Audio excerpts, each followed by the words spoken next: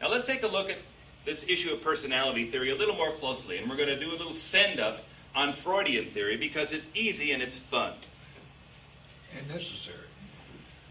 Many theorists, particularly the older line social workers, rely on Freudian theory to inform their entire sense of the world, their Weltanschauung, as the Freudians call it. Freudian psychoanalytic theory assumes that emotional and behavioral problems originate as a result of a significant childhood experience. Now remember, classical psychoanalytic thinkers rely upon important basic concepts like infantile sexuality, penis envy, anal eroticism. No, we're not kidding. They really do.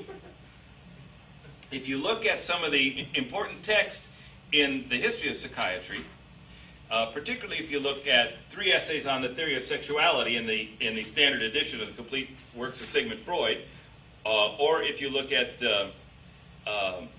volume 11 done in collaboration with Anna Freud, you find that the ideas of infantile sexuality, penis envy, and anal eroticism are firmly entrenched as bedrock ideas for Freudian theory. Now, of course, you're going to get a Freudian theorist who says, oh no, we don't really emphasize that anymore.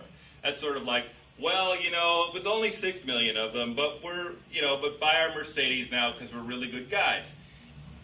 The basic reality of Freudian theory is still premised upon these ideas of difficulty in infancy and in early childhood, and the fundamental Freudian theorists still rely upon the basic ideas of penis envy, infantile sexuality, and anal eroticism. For example, Freud says that when a little girl realizes she has no penis, she reacts either by hoping that someday she will have one or by denying that she does not have one.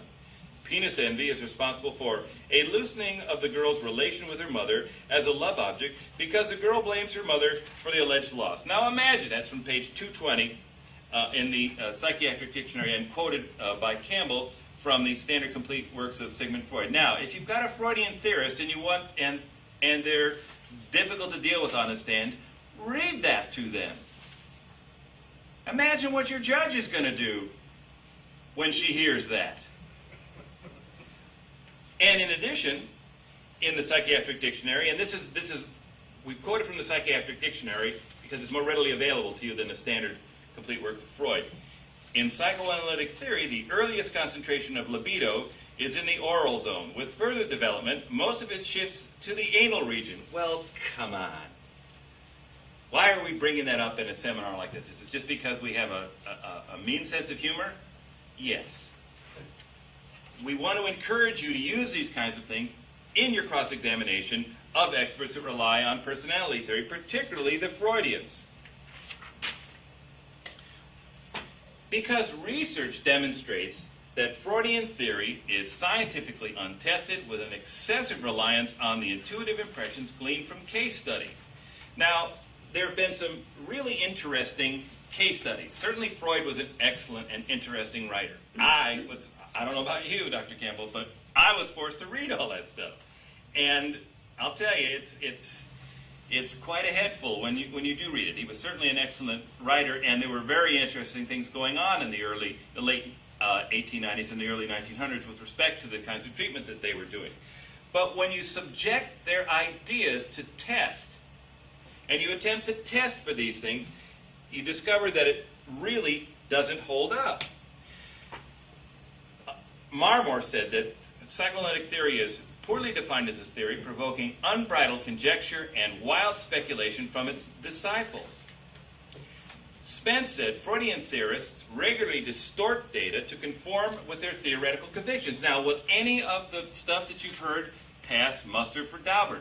No.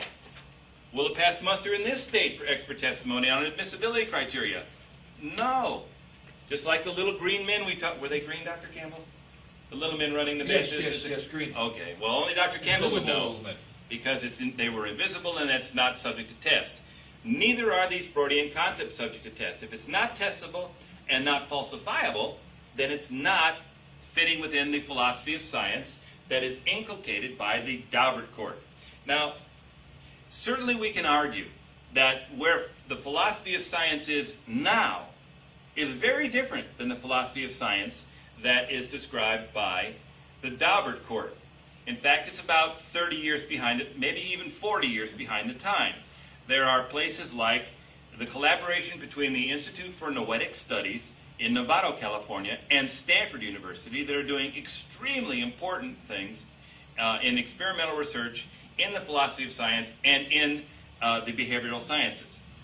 But that cutting-edge philosophy of science doesn't matter in court, because the philosophy of science that Daubert and admissibility, Daubert, Kumo, and Joyner are premised upon today, as the law has sort of caught up from 1926, is the philosophy of science from Popper and from people like Popper, and it has to do with falsifiability, empiricism, testability, principles and methodology of science. And so when you subject the Freudian theorists or other personality theories, but we're talking about the Freudians now because they're fun to poke.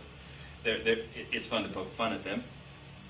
I don't know, maybe is that anal aggression, Dr. Campbell, or something like that? Definitely, I think you need to see a therapist for it. Okay, I probably will, right after this session. Yes. The theories of the Freudian therapists will not stand up to the admissibility criteria, which means they don't even get in front of the trier of fact. If we examine the essential hypothesis of the Freudians, it's based upon these difficulties that occur in early childhood. You know, my parents, toilet trained me poorly, or I had some sort of repressed sexual need for my parent, or something of that nature. If you look at what Scar had to say, the review of the relevant literature finds that there's only a modest relationship between early childhood experience and later development. Even more importantly, if we look at some research that was done a few years ago by Henry and colleagues, published in the journal Psychological Assessment, they took a look at this tyranny of the past issue. Now, in this study done in New Zealand, they interviewed a sample of more than 1,000 children. Children ages 7, 9, 11, 13, and 15. And they came up with some very startling results for the Freudians. Now, the children were interviewed at ages 7, 9, 11, 13, and 15. And their mothers were also interviewed. Now, when their mothers were interviewed, the mothers were asked about the extent of conflict in the family. And the mothers were asked about the degree to which the mothers felt depressed. Now, the children were asked about these same things. And then they were re-interviewed at ages 13 and 15. They were also asked how attached they felt to their families. And then at age 18, they were asked, A, between the ages of 7 and 15, how much conflict was there in your family? B, when you were between the ages of 7 and 15, how often did your mother seem depressed? C, when you were about 13 to 15 years old, how close did you feel to your parents? The children's responses to these questions at age 18 were correlated with the information that was obtained when they were younger. So if we're looking for the effects of the tyranny of the past, one of the things we want to know is how accurately do kids recall what was really going on? Now, the responses were created in were mapped out in a correlation coefficient. Now, a correlation coefficient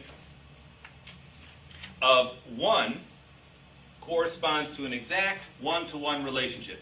Often in statistics class, you see a graph with an ordinal and an abscissa, and you've got scores all over the place. And if they're everywhere all over the chart, there's no correlation that can be drawn. But when they line up like this, or they line up like this, all the scores working down a particular relationship between an ordinal and an abscissa, you find a closer relationship. So as the correlation gets closer, gets 0.50, 0.6, 0.7, 0.8, 0.9, 1, you have an exact relationship between the two variables that you're looking at.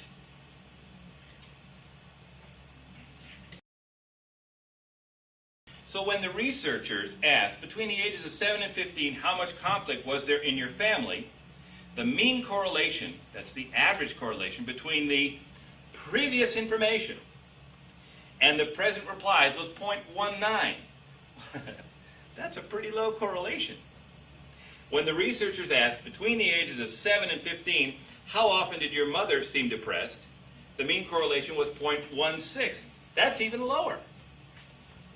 When the researchers asked between the age of 13 and 15 years old, how close did you feel to your parents? The mean correlation was only 0.36 between the previous responses and the current information.